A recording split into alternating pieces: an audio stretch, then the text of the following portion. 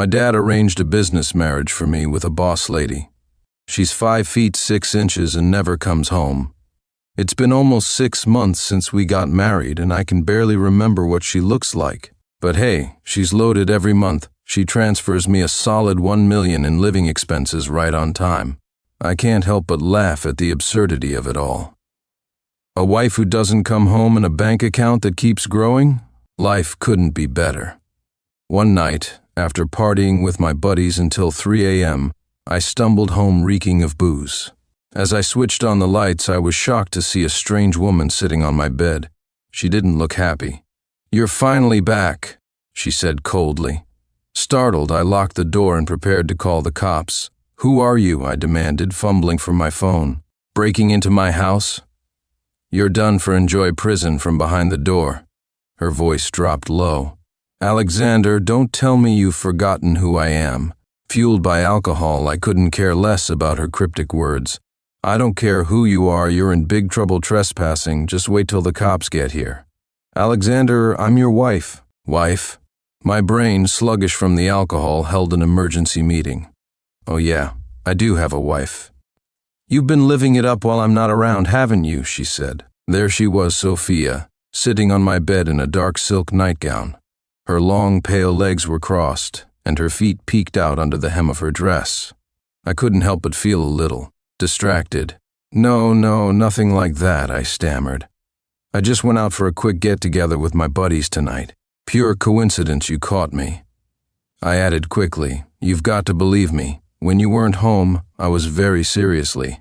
Holding down the fort. Totally." "Really?" Sophia adjusted her glasses with her slender fingers, a sly smile playing at her lips. "You must have had a tough time then. Maybe I should move back in starting tomorrow." "What?" No, I panicked, waving my hands. Sophia frowned and narrowed her eyes. "What's wrong? You don't want me to move back?" "Of course not." I forced an awkward laugh. "It's just that the house is so far from your office. I'd hate for you to exhaust yourself commuting every day." "Well then, why don't you pack up and come live with me instead?" "What?" How could she say something so terrifying with such a calm tone? My perfect post-marriage freedom was coming to an abrupt end. Sophia was adamant about us living together, and I couldn't find a way to argue with her. For now, I had no choice but to go along with it. After I finished washing up, I returned to find Sophia still awake. She patted the bed, signaling me to lie down.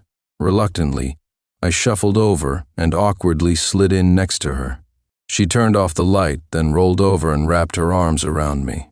Her unfamiliar scent enveloped me, leaving me stiff as a board. It wasn't like we hadn't shared a bed before on our wedding night. She'd been so drunk that she passed out, and by the time I woke up, she was already gone. So, technically, this was the first time we were lying in bed together, fully conscious. Sophia pressed close to me, her face brushing against my head. Her voice was soft as silk in my ear. "I'm sorry for neglecting you these past few months." I didn't dare move, screaming internally, "It's fine, please. Just keep neglecting me. I really don't mind."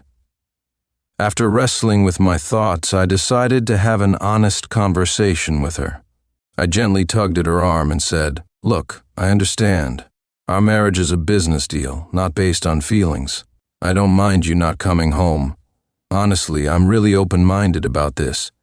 Whatever you do outside, I won't interfere. So it's totally fine if you don't move back in. I think the way things were before worked pretty well, don't you?" Sophia didn't reply. Instead, I heard the steady rhythm of her breathing. She had fallen asleep. Once I was sure she was out, I reached for my phone in the dark, intending to text my buddies for advice on how to preserve my post-marriage freedom. But no matter how hard I tried, I couldn't wriggle out of her embrace. I must have moved too much because she stirred, pulling me closer in her half-asleep state. "Shh, don't move," she mumbled.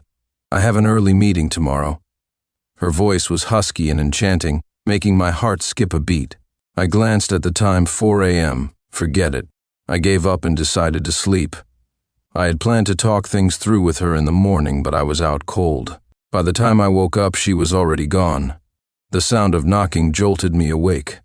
Groggily, I opened the door to find a sharply dressed woman standing there. She put away her phone and introduced herself with a straight face. "Good morning, Mr. Alexander. I'm Miss Secretary, Sophia's assistant. She's asked me to pack up your belongings and move you to her place." Wait, what? Why wasn't I told about this? "You can discuss the details directly with Ms. Sophia," she said curtly. Then turning to the movers, she called out, "Let's get to work." At her command, workers began streaming in, packing up my things. Furious, I plopped myself down on a suitcase and shouted, "Put everything down. If you want to move my stuff, you'll have to move me too." Miss Secretary tilted her head and gave me a puzzled look. Then, with a hint of amusement, she said to the movers, "You heard him. Move him too." What the? This cheeky little.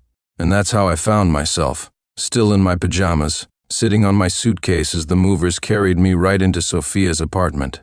When Sophia returned home and saw me like that, she looked genuinely startled. I ran my fingers through my messy hair with a faint smile, my right hand pressing Sophia against the wall by her shoulder. Suppressing my anger, I said, "Look, Sophia, this isn't some cliché CEO romance drama, right? Shouldn't you ask for my opinion before making decisions?" Feigning innocence, Sophia batted her eyes at me and replied, "I just want to live with my husband. Who could possibly have a problem with that? Do you?" No. Nobody has a problem with that," I stammered, trying to keep my composure. Sophia tilted her body slightly, effortlessly dodging my scolding. Shameless. Absolutely shameless. While I gritted my teeth in frustration, Sophia seemed to be in an excellent mood. She casually shrugged off her jacket, and my gaze inadvertently landed on her slender waist and the curves accentuated by her fitted dress.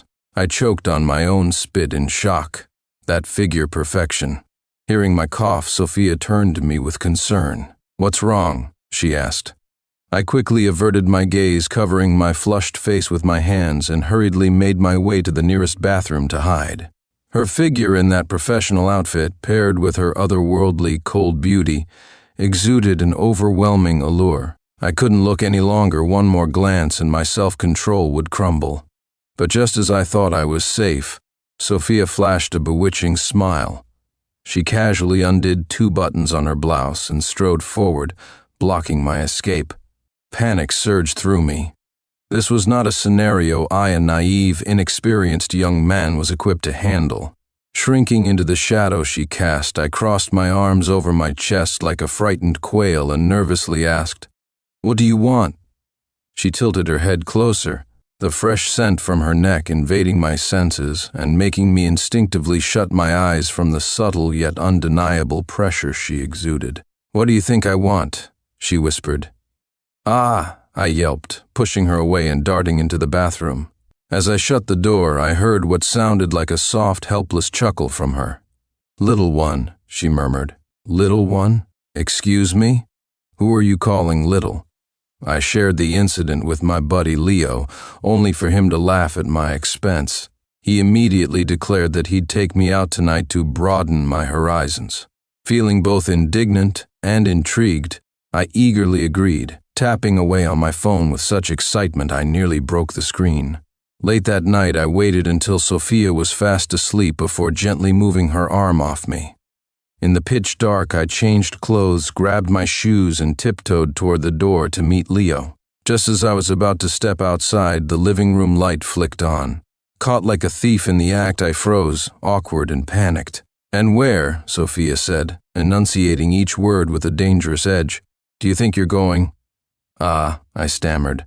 "I was. Taking out the trash? In that outfit?" Her eyes scanned me from head to toe, lingering on my carefully styled face. I shifted uncomfortably, avoiding her gaze, but I couldn't ignore the strangely deep look in her eyes. Something about her expression seemed off. But before I could figure it out, she turned and walked back into the bedroom, leaving behind a cryptic remark, "Come, back to bed." What? Alone in the dead of night, with just the two of us, she says something like that? How could my mind not wander? But as it turned out, I was overthinking things. When she said back to bed, she literally meant just sleeping. She didn't even cuddle me this time. I suspected she might be a little mad at me. When I told Leo about this the next day, he was stunned. "Dude, does your wife not even find you attractive?" His comment made me pause. Did Sophia really have no feelings for me? I decided to test her just for fun. But then I remembered, what would I even do if she did have feelings? I didn't have any for her, so I dropped the idea. Leo, of course, mocked me again. Your wife is that gorgeous, and you're able to hold back? Alexander, you're something else. Embarrassed and annoyed, I turned off my phone. Why was he bringing this up so late at night? The next morning, Sophia was gone as usual, but before she left, I think she kissed my cheek. The sensation of her soft lips was too vivid to be a dream. After I woke up, Miss Secretary was already in the living room, working on her laptop. Why are you here? I asked, confused. She gave me a polite, professional smile. Miss Sophia asked me to be here. For details, she suggested you contact her directly. After washing up, I grabbed my things ready to head out. Miss Secretary closed her laptop and followed me. Are you leaving? I asked. Are you? She replied. Whether I leave depends on whether you leave. Your decision dictates mine. Ah, I see now.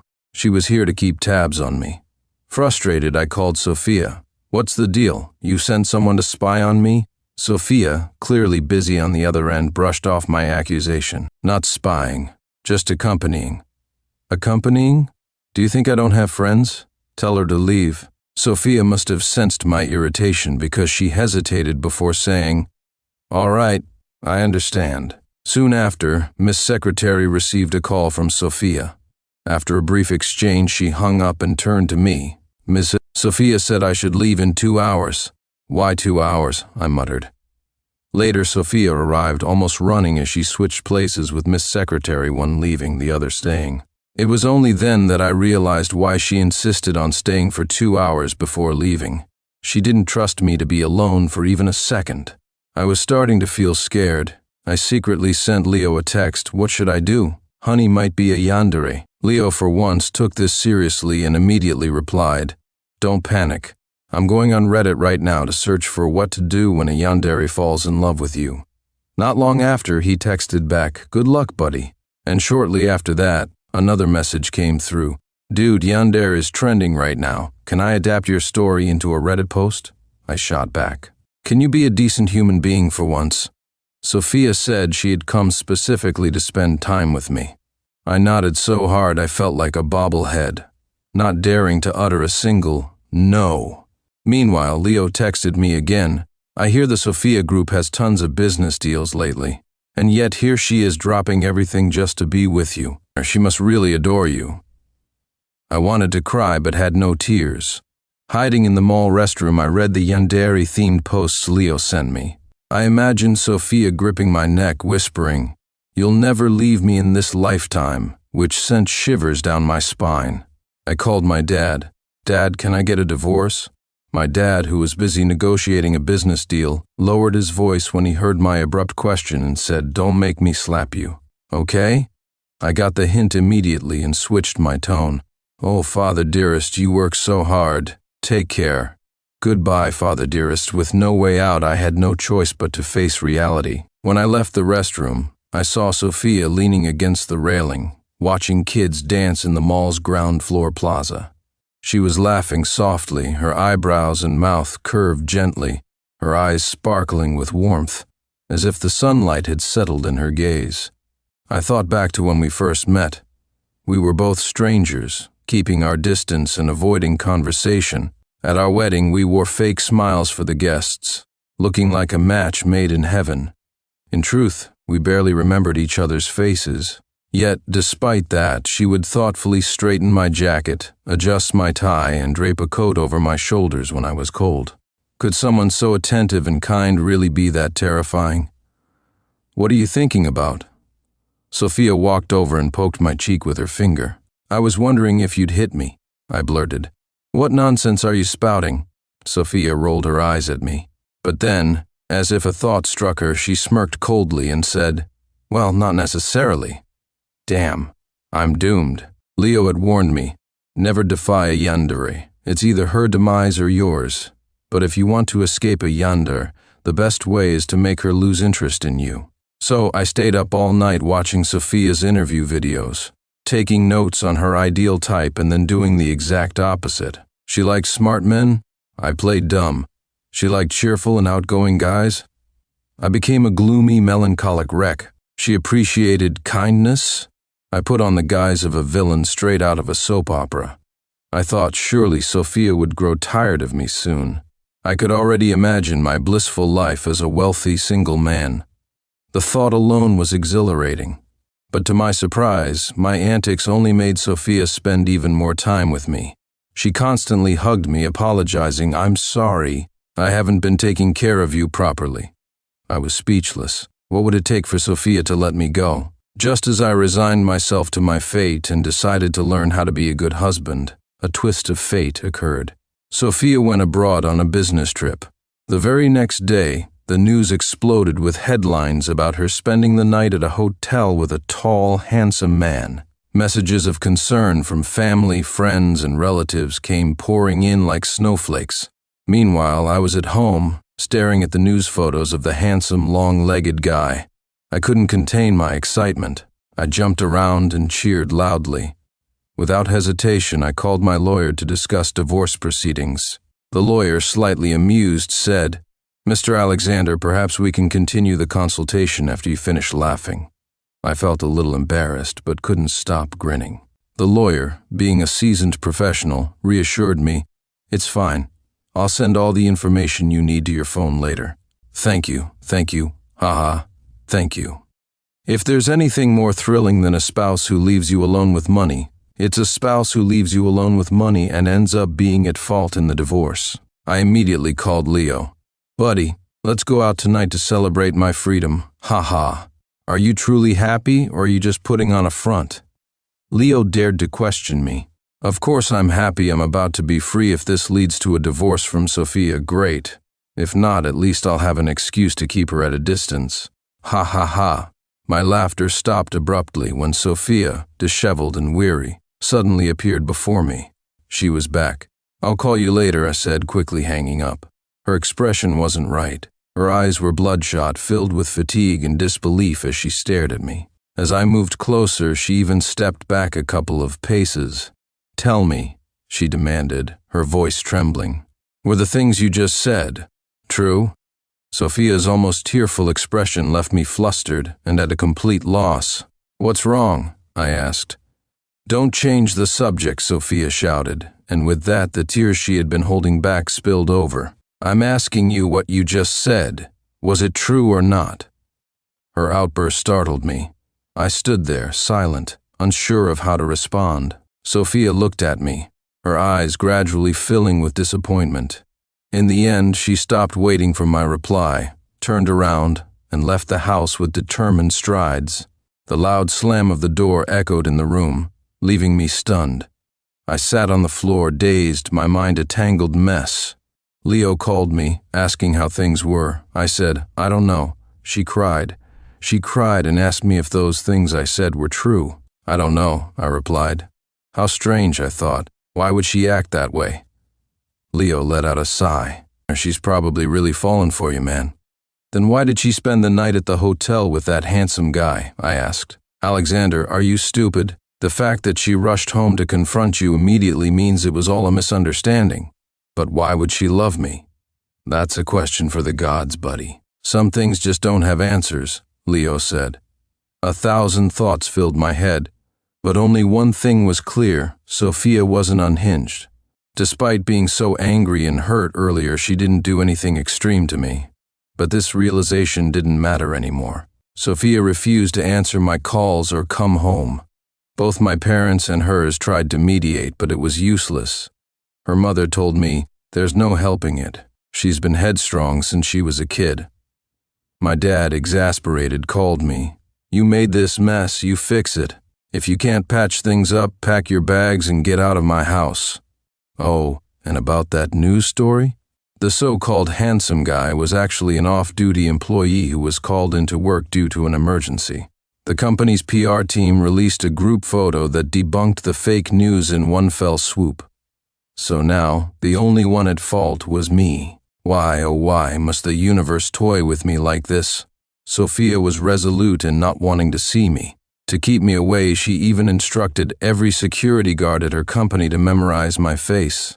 My situation was beyond dire, it was catastrophic. Left with no choice, I thought of one person who might be able to help me meet Sophia, Miss Secretary, Daisy, Sophia's closest confidant.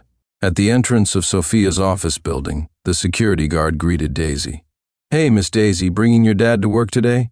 Standing beside Daisy was me in a poorly disguised outfit. I looked at her in shock, but she calmly pressed down my ridiculous white wig and smiled at the guard.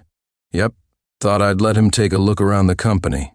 Just as I thought we had successfully bluffed our way in, Sophia stormed past us like a whirlwind. She turned to the guard and Daisy, saying, "No unauthorized personnel are allowed inside during this sensitive time. Daisy, you have 3 minutes to get coffee on my desk or don't bother coming in tomorrow." The next second, Sophia stepped into the elevator. Daisy sprinted toward the coffee shop, and I was promptly stopped at the door by the sharp-eyed security guard. "Sophia, you win this round," I muttered. That afternoon, Daisy sent me another update. "Sophia will be meeting a client at the Manor at 4 p.m. Without a reservation, you can't get in." I pulled some strings and managed to book a private room next to hers. But by 6 p.m., there was still no sign of Sophia. I messaged Daisy only to have her reply, "They were there. Someone just told me they're finished and heading back now." Panic set in. I rushed outside, only to catch a glimpse of Sophia's car disappearing down the street. It was clearly another of her clever maneuvers. Daisy, on the verge of tears, bombarded me with voice notes. "Sir, I'm begging you, please make up with Miss Sophia. I can't handle any more overtime." Meanwhile, my dad's text popped up like a death knell. "Your grandpa's birthday is this Saturday. Bring Sophia with you. Don't tell me you two are still fighting." The short message sent chills down my spine. I quickly replied, "We've made up. We'll be there." Setting my phone down, I was drenched in cold sweat. Fixing things with Sophia was now a matter of urgency. I asked Daisy for the details of the hotel Sophia had been staying at recently. She quickly sent me the information, along with a warning. "Sir, I'm risking my life to give you this intel. Please don't let me down." Her words carried so much weight that I felt immense pressure. I replied, "I'll do my very best." At 7 p.m., Daisy informed me that Sophia had left the office. I immediately headed from the Manor to the hotel. But the city at this hour was a traffic nightmare. Just then, Daisy messaged again. "Sir, Miss Sophia has a last-minute business trip. She's heading to the airport now. Maybe wait until she's back?" This sent a jolt through me. "When is she coming back?" I asked. "On the 18th, she replied. The 18th was Saturday. Waiting for her to return was not an option. Without hesitation, I threw open my car door and started running toward the airport. After running about 100 meters, I stopped. Who was I kidding? There was no way I could make it to the airport on foot. Spotting a shared bike, I quickly scanned the QR code and pedaled away. Once I got out of the congested area, I hailed a cab and raced to the airport. I arrived just in time to see Sophia sitting in the lounge, wearing headphones and on a video call. A companion by her side gestured for me to wait, and I nodded, leaning against a wall to catch my breath. Suddenly, a pair of hands gently patted my back, helping me breathe easier. Startled, I turned around to see Sophia. She had ended her call and removed her headphones. Her brows were furrowed, but she was looking directly at me. Her expression was stern, yet somehow she still looked beautiful. Looking into my eyes, her gaze was gentle. "Why were you running so fast?" she asked. "I was afraid you'd leave before I could catch up to say something to you." "Thankfully, I made it," I replied, slightly out of breath. Sophia looked at me with a faint sense of resignation. She unscrewed the cap of a water bottle, handed it to me, and said, "The plane has already left." "Oh." It was only then I noticed that the large waiting hall was empty, save for her and one other person. "Then why? Were you waiting for me?" She nodded. "How did you know I'd come?" "Daisy called and told me." I was at a loss for words, unsure of what to say. Sophia broke the silence. "Didn't you have something you wanted to say to me?" I wanted to apologize. "I'm sorry. I didn't realize you'd be so worried about a misunderstanding. I shouldn't have been so happy about our divorce. Seeing how hurt you were, I felt really guilty." Are you being sincere, or is this about wanting me to join you for your grandfather's birthday banquet this Saturday? So she already knew about the banquet. No, it's genuine. It has nothing to do with the banquet. I truly wanted to apologize. I'm sorry. I've never really tried to understand your thoughts, misjudged your intentions, and misunderstood your motives. I hurt you. Yes, it was quite hurtful. I took a flight lasting over 10 hours to come back and explain everything to you in person, only to find you so cheerful about the divorce. Well, let's not bring up those awkward memories, I said, trying to diffuse the tension. Alexander, since we got married, we haven't really sat down to talk properly, have we? That's true. Then how about tonight? Let's go home and have a proper conversation. Wait, don't you have a business trip? I've already assigned someone else to take care of it. Later that evening, Sophia and I each held a glass of wine, dressed in pajamas, lounging lazily on the balcony. The night breeze played with the strands of hair on her forehead. I looked into her eyes, sparkling like the stars. Tonight, Sophia seemed different, poised, carefree, relaxed, and serene. She took a small sip of her wine and looked at me. Honestly, when I first met you, I didn't like you. I wasn't offended and shot back with a grin. What a coincidence I didn't like you either. So aloof, like you thought you were starring in some over-the-top CEO drama. And you weren't any better dressed in all those vibrant colors like a peacock. That's called fashion. You're the peacock, Sophia and I burst into laughter. Back when we first met, neither of us wanted a marriage arranged by our families. We both tried our hardest to appear unlikable, thinking it might change something. But nothing did. Sophia continued. When we first got married, I was especially resistant to seeing you. That's why I always used work as an excuse to stay away from home. But I felt guilty, so I just kept wiring you money. Guilty? For what? Those were the happiest days of my life. My wife sent me money and stayed away. I had the whole house to myself. I could sleep however I wanted, come and go as I pleased. It was paradise. Really? Sophia hugged her knees and tilted her head to look at me. Her cheeks flushed, as adorable as a child. Of course it's true. I've never felt so free. Your mom lied to me then. Huh? My mom lied to you? She told me that on the surface you seemed outgoing, but deep down you were sensitive and fragile. She said you were especially scared of being lonely, and that leaving you alone would make you terribly sad. My mom said that just to get you to come home? What a lie.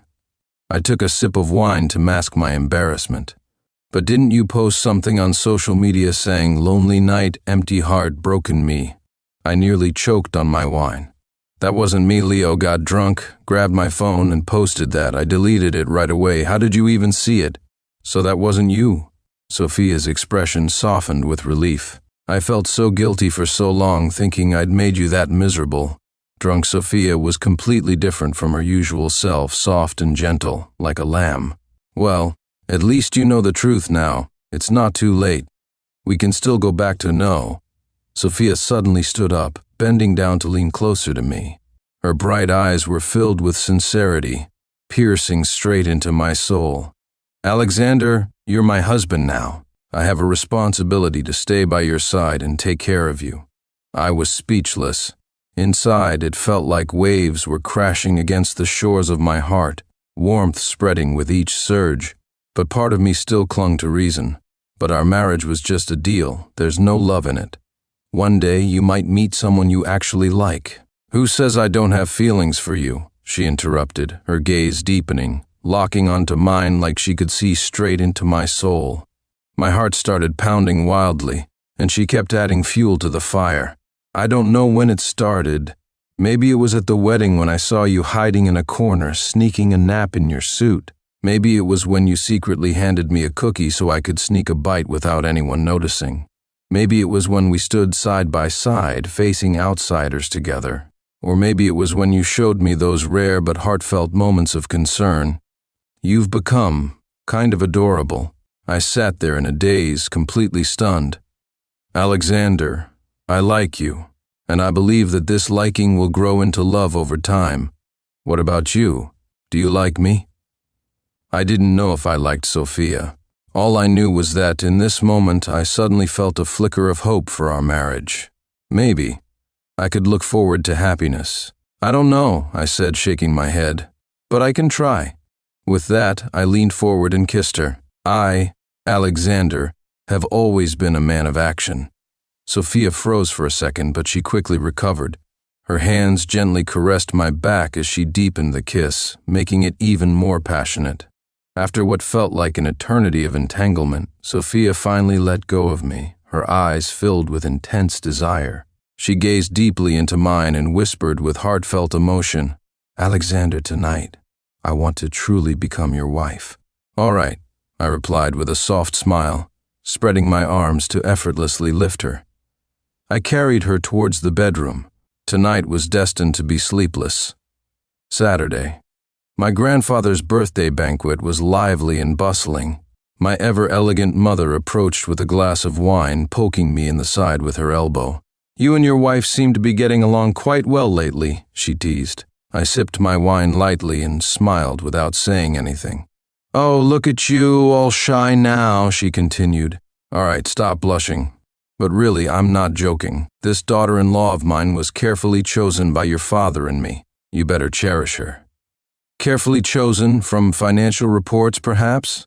I couldn't help but add a sarcastic jab. "You little rascal," Mom tapped me lightly on the head. "Not financial reports, character and virtue. The women in Sophia's family are known for their deep affection and loyalty. Every single one of them is compassionate and devoted. What good is money? Are we short on funds? Your father and I wanted you to have a gentle, caring woman who'll be by your side for life. It was only today that I realized just how thoughtful my parents had been. You'll understand your parents' intentions when you become a father yourself someday," Mom said as she shook her head and walked away. Sophia came over and slipped her arms around my waist, asking softly, "What did Mom say to you?" "Nothing much," I replied. "I was just thinking about how lucky I am." Sophia leaned into my embrace, holding me even tighter. Leo texted me, "Hey, let me interview Mr. Alexander. How does it feel to have your wife come home every day?" Smiling, I replied, "Feels pretty good." Later, Sophia clung to me, kissing my face reluctantly.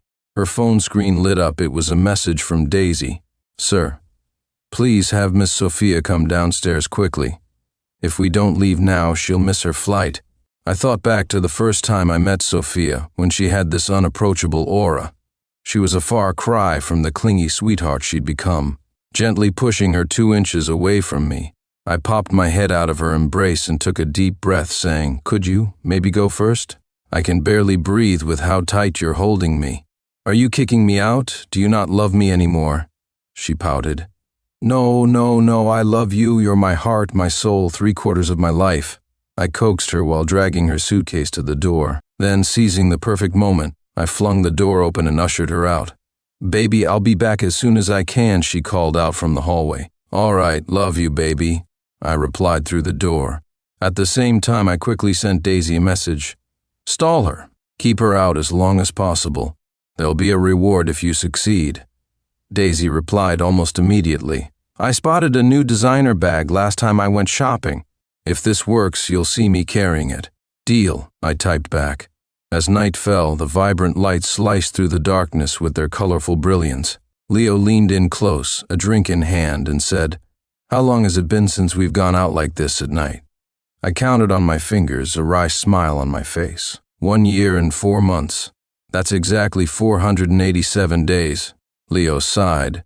"So this is what happens when a woman falls madly in love. Do you remember when she didn't come home for 6 months after you first met? Now she's practically glued to your side." "Don't remind me," I said with a laugh, though it was tinged with bitterness. "I can't even resist her. The moment she looks at me all sad and teary-eyed, I can't bring myself to say no. All I want to do is hold her and kiss her."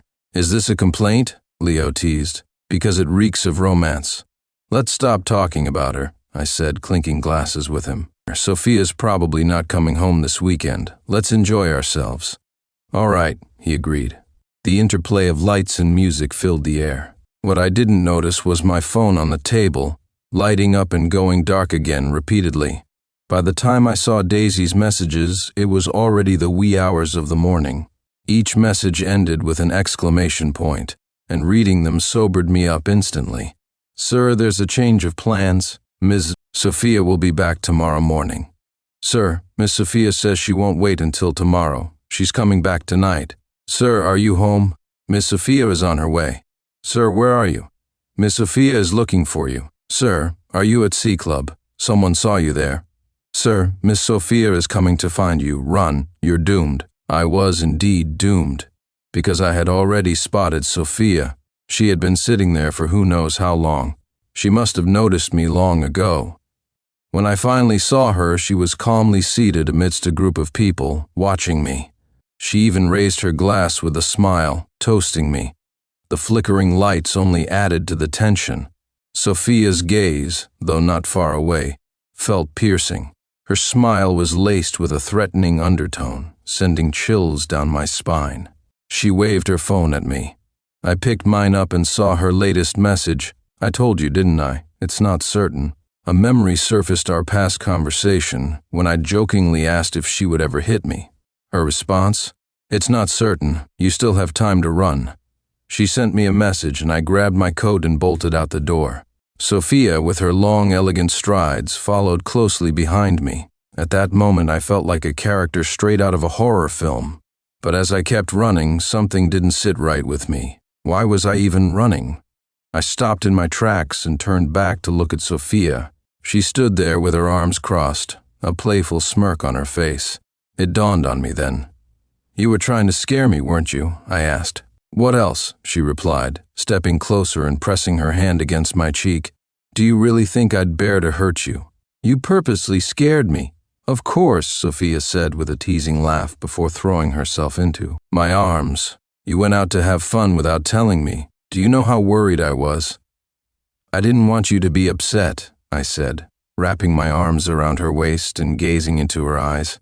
But weren't you afraid I'd be angry when I found out? If you get angry, I said, gently brushing my nose against hers, I'll just coax you until you're not. Well, I'm angry now, Sophia deliberately put on a sulky face.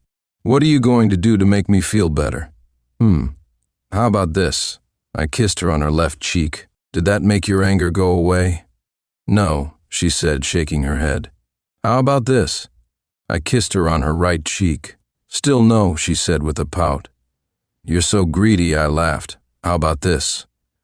I placed my palm on the back of her head and leaned down to give her a deep, lingering kiss on her lips. Sophia held me tighter, and in that moment the distance between us could be measured in mere inches. She gazed into my eyes, her voice deep and intoxicating. Now that's more like it, she murmured. Don't keep me in the dark next time, okay? I'll worry about you. I promise, I replied. When Sophia looked at me like that, I couldn't refuse her anything. This whole chase me fleeing and her pursuing was nothing more than a lover's playful game. Because I love her, I willingly surrender myself to her completely.